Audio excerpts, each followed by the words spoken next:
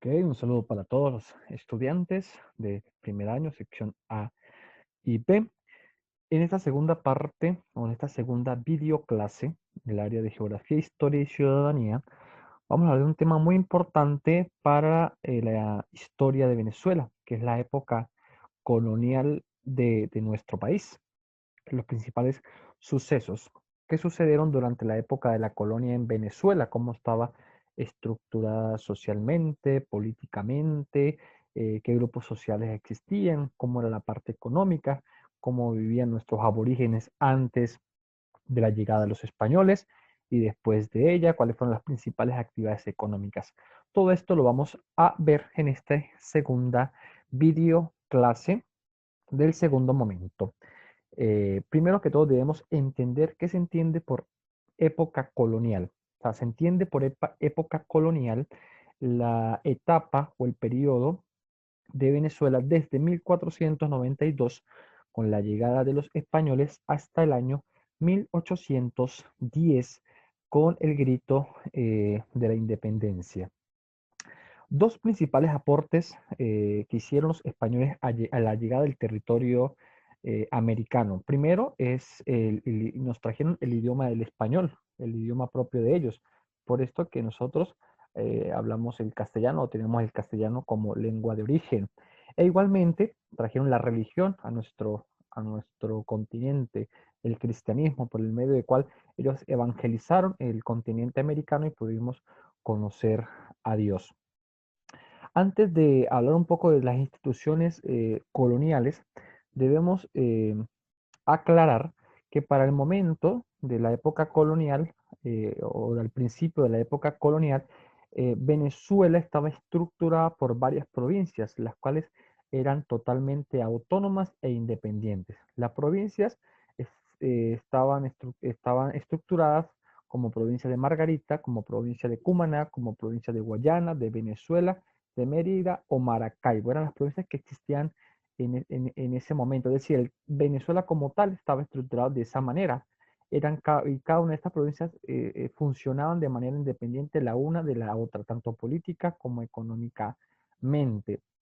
Esto lo vamos a entender más adelante cuando hablemos de la Capitanía General de Venezuela, que es cuando se unen todas estas provincias. Ahora bien, a continuación vamos a hablar sobre las instituciones coloniales, es decir, cómo eran o cuáles eran las instituciones que se encargaban de dirigir la colonia, de dirigir la sociedad. Estas instituciones tenían ciertas características comunes. Entre las características comunes estaban primero que eran instituciones propias, es decir, que se crearon para los territorios de América. Como segundo, y creo que es la característica más importante, es que eran autónomas e independientes, ya que en la mayoría de los casos la corona española carecía de influencia en la toma de decisiones. Es decir, esta es una de las fundamentales, aunque tenían que avisarles o darles explicaciones de algunos eventos o actividades que se hicieran dentro de estas instituciones, eran totalmente autónomas e independientes. En el caso de hacer algunos nombramientos, sí tenían que consultar, eran consultar solamente, pero al final la decisión la tenía la propia institución. Como tercera característica era que a su vez, aunque no tenían que dar muchas explicaciones a la corona, pero a su vez también eran reales, debido a que los funcionarios respondían a la corona, ¿sí? Daban como memoria y cuenta a la corona, sin ellos tener que intervenir dentro de sus decisiones.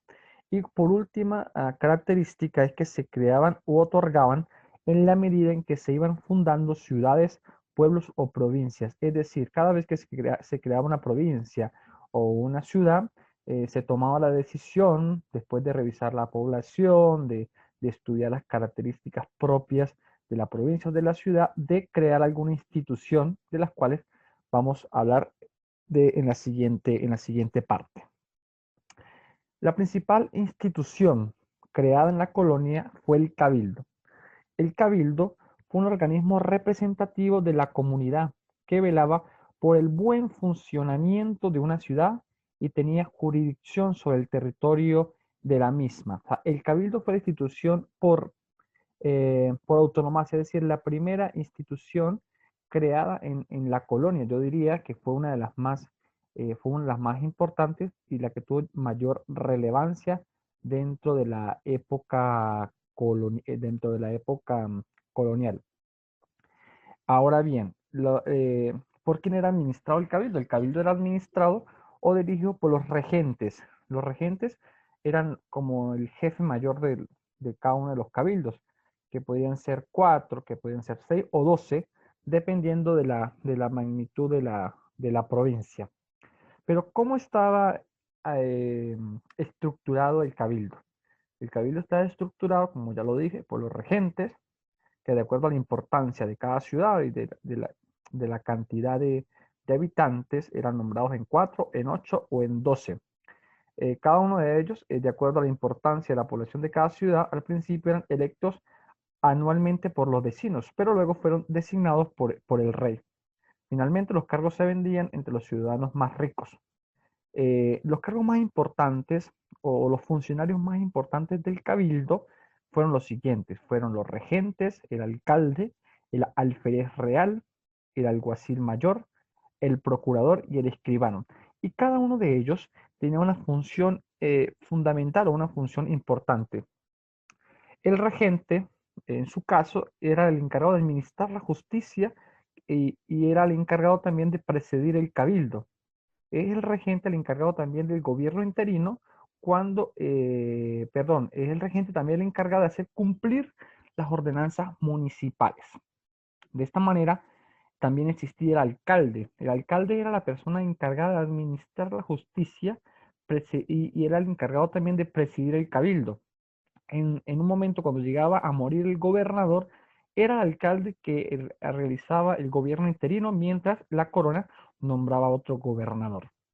Ahora bien, el alférez real, ¿de qué se encargaba el alférez real? Era el que llevaba el pendón en los actos públicos e igualmente tenía al mando las milicias del cabildo. Es decir, si venimos a la actualidad, el alférez sería como el que se encargaba de los militares, de la parte militar del cabildo. El alguacil mayor era el que hacía cumplir los acuerdos de cada uno de los acuerdos a los que se llevaba el cabildo. Recordemos que en el cabildo se hacían reuniones o se tomaban decisiones, y estas decisiones el alférez era el encargado de que estas decisiones se cumplieran. Por otra parte, él también practicaba detenciones y realizaba la vigilancia de la ciudad, el que se encargaba de vigilar la ciudad. El procurador era el que intervenía en la venta, composición y repartimiento de las tierras para el cultivo y los solares. Y finalmente, el escribano era el que llevaba el libro del cabildo. Ahora bien, pero ¿cuáles eran las principales atribuciones del cabildo dentro de la colonia o de qué se encargaba el cabildo de manera general? ¿Qué atribuciones tenía? Primero era repartir o vender los terrenos del municipio entre los vecinos o entre las personas que quisieran comprar algún terreno. Segundo, ejercía el control de pesas y medías en los mercados, es decir, vigilaba cada uno de los mercados para que los precios y las medidas o los pesos de los materiales o de los productos que se vendían fueran los correctos. Por otra parte, también se encargaba de cuidar y de la limpieza de las calles, de las plazas y los lugares públicos. Y por último, también se encargaba de vigilar y controlar el orden público o de sancionar el incumplimiento de las ordenanzas dadas por el cabildo. Esta es en forma general de lo que se encargaba o de las atribuciones del cabildo en la colonia. Otra institución de gran importancia en la época colonial fue la Real Hacienda, que era una organización encargada de administrar y controlar todos los ingresos económicos. Es decir, la Real Hacienda se encargaba sobre todo de la parte económica de la colonia, es decir, de manejar el dinero, de las entradas tanto de la colonia y de garantizar las entradas a la corona española. Los principales funcionarios eran tres: el contador, el tesorero y el factor veedor. El contador, pues, era el encargado de llevar las cuentas y hacer los cálculos. El tesorero era el que se encargaba de garantizar la equivalencia de las cuentas con la exigencia de la caja, es decir, el tesoro. Y el factor veedor era quien veía que todo funcionara correctamente. ¿Cuáles eran las funciones principales de la Real Hacienda o de qué se encargaba la Real Hacienda? ¿Cuáles eran las atribuciones fundamentales? La primera atribución era recabar los ingresos de la corona en el territorio de Venezuela. Segundo, ordenar los gastos de las tropas y los establecimientos militares. La tercera atribución era promover las actividades económicas entre las provincias, es decir, que se estableciera un comercio. Y por último, era manejar los ingresos de la Real Hacienda y dar cuentas a la corona. O sea, dar cuentas a la corona en el sentido de explicarles cuáles eran los ingresos y los egresos. Sin embargo, como ya lo explicamos anteriormente, son instituciones autónomas. ¿Sí? España no tenía que ver mucho en las decisiones que tomaba cada institución. La tercera institución de gran importancia era el Real Consulado. El Real Consulado fue creado en el año 1793 con la simple finalidad de impulsar la actividad comercial de las provincias venezolanas con España y otras colonias americanas. Las atribuciones que tenía el Real Consulado fundamentalmente eran tres. La primera era actuar como un tribunal en asuntos mercantiles, en asuntos comerciales. Segundo era promover la construcción de caminos y puertos. Muy importante, recordemos que estamos comenzando, ¿sí?, con el desarrollo de la colonia, con el desarrollo de lo que en el futuro será Venezuela. Y tercero, incentivar el cultivo y comercio de productos de exportación.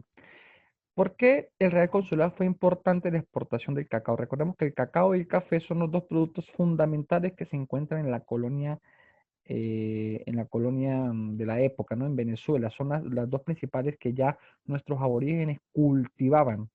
Pero el cacao surge como un producto grande de exportación y el Real Consulado tiene un fundamental papel, pues el que se encarga de que el cacao llegue tanto a España como a otras colonias y de vigilar que se haga un buen trato comercial con las demás provincias o con las demás colonias. Por lo tanto, el Real Consulado tuvo una gran importancia en la parte económica y en la parte comercial de la colonia.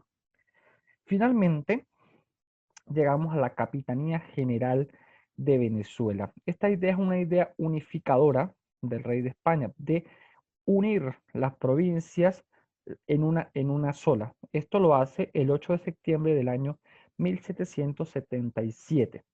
El rey de España dispone que las 6 provincias de Venezuela quedaran bajo la autoridad política de un solo gobernador y capitán general de la provincia de Caracas. Esta Capitanía General de Venezuela fue la más alta autoridad colonial en Venezuela. Ejercía el gobierno como representante del rey. Es decir, a partir de este momento se unen todas las provincias de Venezuela bajo un solo mandato, bajo un solo gobernador. Y esta Capitanía General de Venezuela, la misma, ¿sí?, la misma capitanía a la cual se va a hacer el grito de independencia en el año 1810, que vamos a hablar en la siguiente clase. Pero por esto hay que tener en cuenta la creación de la Capitanía General de Venezuela, porque como repito, es el momento en que todas las provincias se unen bajo el mandato de un solo gobernador. Ahora bien, hablemos del aspecto social de la colonia o de las clases sociales que existían en el momento de la colonia y de las dificultades entre una y otras clases. Esto es muy importante porque también en el futuro vamos a conocer de qué grupo social pertenecían algunos de nuestros héroes de la independencia. Comencemos con los blancos y cómo estaban estructurados los blancos dentro de la colonia y cuántos tipos de blancos existían. Los blancos, tanto en Venezuela como en las demás colonias americanas, eran dos tipos de blancos. Estaban los blancos peninsulares y los blancos criollos. Los blancos peninsulares eran los propios que llegaron, los conquistadores, digamos, en esta forma. Eran los encargados de acceder a los altos cargos políticos. Eran los que llevaban el gobierno, la iglesia, el ejército, el comercio. En fin, ellos manejaban absolutamente todo porque eran los conquistadores. y tienen como característica principal y fundamental que eran nacidos en España, mientras que los blancos criollos fueron nacidos en América, pero eran descendientes directos de los peninsulares. Ellos tenían menos privilegios y prohibido el gobierno y ejercer comercio minorista. Los blancos criollos, este grupo conformaban los hijos de españoles nacidos en territorio venezolano. Eran los descendientes los que llegaron a Venezuela en materia de conquista y encomendadores. Poseían la riqueza agrícola y la ganadera. Tenían tierras, tenían títulos de nobleza, pero como les dije, tenían prohibido el gobierno y ejercer algún tipo de comercio. Es decir, tenían más privilegios, en este caso, los blancos peninsulares, de alguna u otra forma. Aparte de los blancos, existen ciertamente otros tipos de clases sociales dentro de la colonia venezolana. Entre ellos los indios. Los indios pues eran los aborígenes que ya estaban presentes en nuestro territorio. Ellos prestaban servicios personales a misioneros y encomenderos. Y en un alto porcentaje de esta población vivía era dentro de las selvas. No los dejaban compartir mucho dentro de la sociedad. Los negros, existían negros esclavos, manumisos y cimarrones. Ellos constituían el sector más bajo de la pirámide social. También los esclavos trabajaban en las haciendas, los manumisos trabajaban como peones o arrendatarios, y los cimarrones, digamos, eran los que se escapaban del dominio de sus amos. Cabe destacar que los negros eran traídos desde el África como esclavos por los españoles. ¿Quiénes eran los pardos? Los pardos constituían el grupo de color producto de la mezcla entre blancos, indios y negros. Igualmente fueron el grupo más numeroso de la población de la colonia, pero carecían, o sea, no tenían derechos políticos. Cumplían funciones de artesanos, comerciantes menores, pulperos, asalariados, entre otros, eh, entre otros cargos.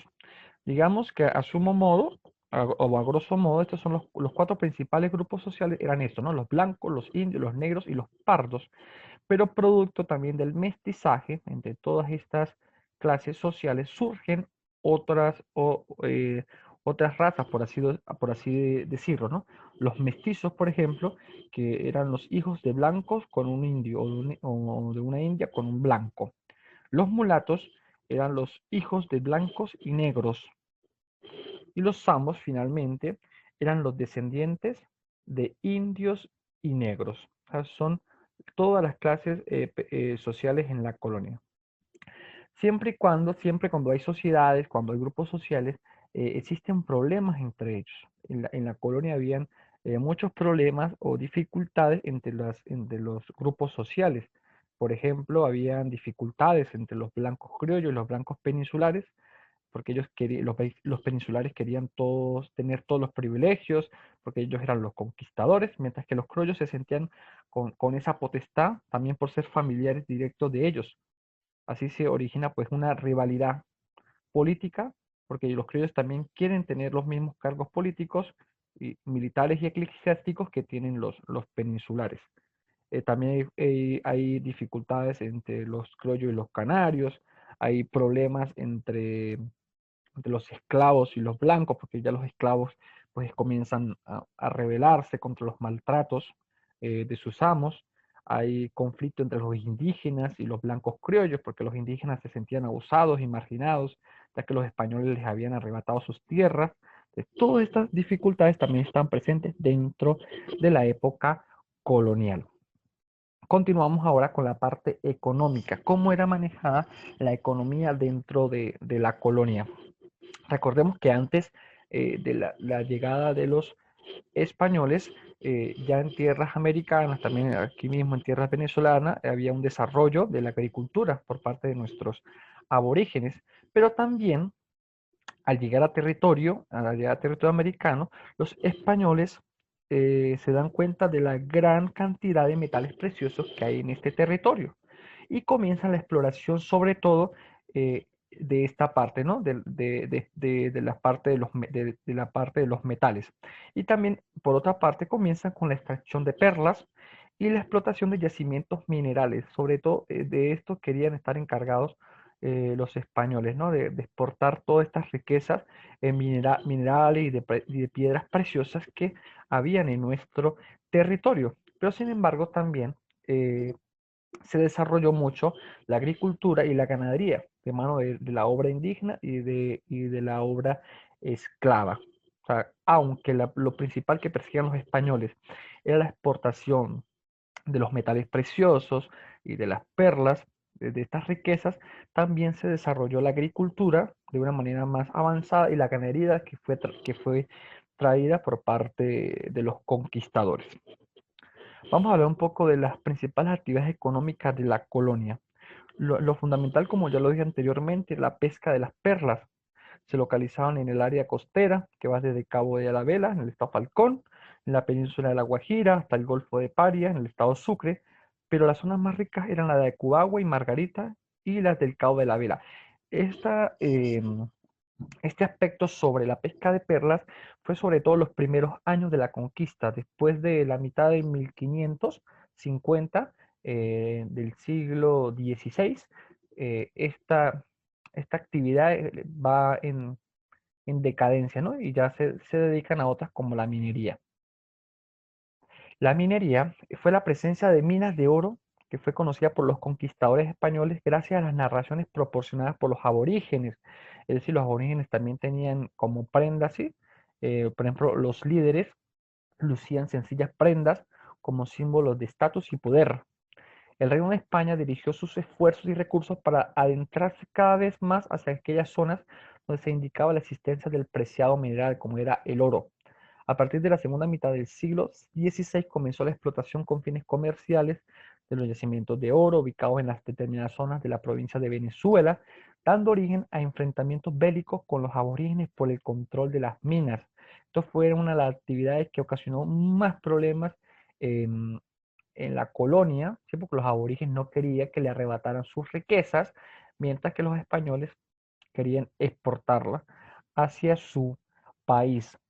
Digamos que este fue uno de las actividades económicas que mayores dificultades trajo en la colonia para todas las clases sociales. Pero, sin embargo, la agricultura, que ya se hacía antes de que llegaran los conquistadores, también tuvo su auge y surgieron principalmente dos tipos de agricultura: la agricultura de subsistencia y la agricultura de plantación. La agricultura de subsistencia es la que practicaron los indígenas y la que ya se practicaba antes de que llegaran los españoles, y también fue practicada por los negros. Ellos cultivaban en sus conucos y en sus tierras los productos indispensables para su alimentación. Estos productos eran como el maíz, como la yuca, como el ocumo, las papas, la piña, las batatas, el apio y muchas especies de tubérculos y frutas. Esta agricultura se llama agricultura de subsistencia. ¿Por qué subsistencia? Porque eran los productos con los que ellos podían sobrevivir dentro de la colonia o dentro de los lugares donde ellos vivían. Recordemos que los indígenas, por ejemplo, se dedicaban mucho a vivir en la selva. Entonces, eso les permitió a ellos, pues, sobrevivir, poder alimentar a sus familias. Y por otra parte, estaba la agricultura de plantación, que es como el desarrollo que le da la corona española a la agricultura.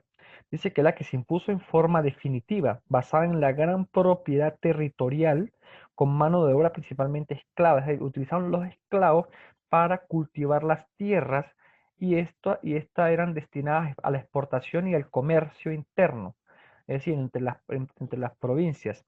Se desarrolló en el área de las costas, los valles, los llanos centrales de Venezuela.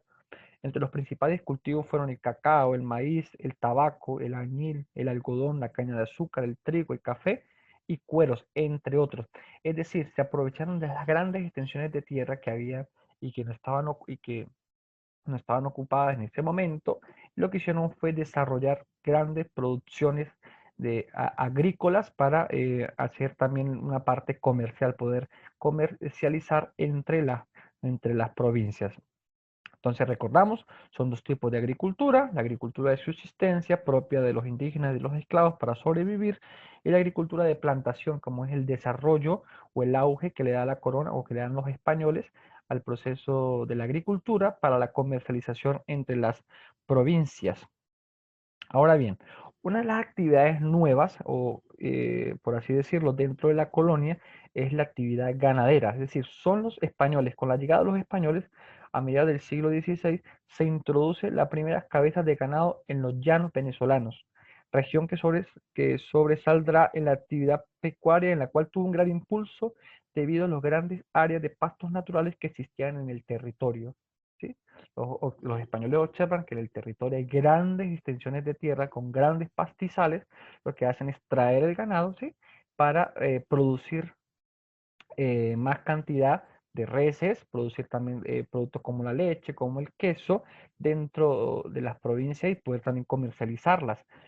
Por otra parte, la ganadería permitió el autoabastecimiento de la población y la organización de expediciones de conquista y colonización. Por otra parte, en nuestros llanos venezolanos, la ganadería se transformó en el elemento fundamental de la producción, ya que favorecía las condiciones del medio geográfico. Es decir, los españoles observan que los llanos son propicios para que se puedan desarrollar esta actividad, la actividad ganadera. Es decir, para fines del régimen colonial, la ganadería definió la vida económica de los centros poblados de las regiones llaneras. Es decir, permitió el desarrollo y el autoabastecimiento tanto de la población, e igualmente permitió la exportación luego de cabezas de ganado, de cuero y de la materia prima que, que producía, que producía esta actividad económica. Así de a grosso modo hemos hecho un recorrido por las partes fundamentales de la colonia. Hemos descrito la parte política, ¿sí?, haciendo señalamiento de las instituciones coloniales. Hemos trabajado también la parte de las actividades sociales, de los aspectos sociales, de las clases sociales que existían en la colonia, y hemos hecho un recorrido también por la parte económica, por todo lo que fue la agricultura, la ganadería, la minería y la pesca de las perlas. Ahora bien, después de ver la videoclase, vamos a hacer una actividad que les voy a dejar de manera en formato de Word. Les recomiendo, como en el video anterior, la actividad debe ser totalmente individual. Si yo llego a encontrar algunas actividades parecidas, cancelo las dos actividades de los dos estudiantes que tengan actividad parecida. Entonces les recomiendo ver el video una o dos veces para que puedan entender bien la clase, y luego responder o hacer la actividad que les voy a pasar por escrito en un formato de Word. Y esto va a valer o va a tener una ponderación de un 25% como la actividad anterior. Es decir, con estas dos actividades tendríamos ya la mitad de la materia en el segundo momento. Les saludo desde mi hogar, esperando que ustedes también se encuentren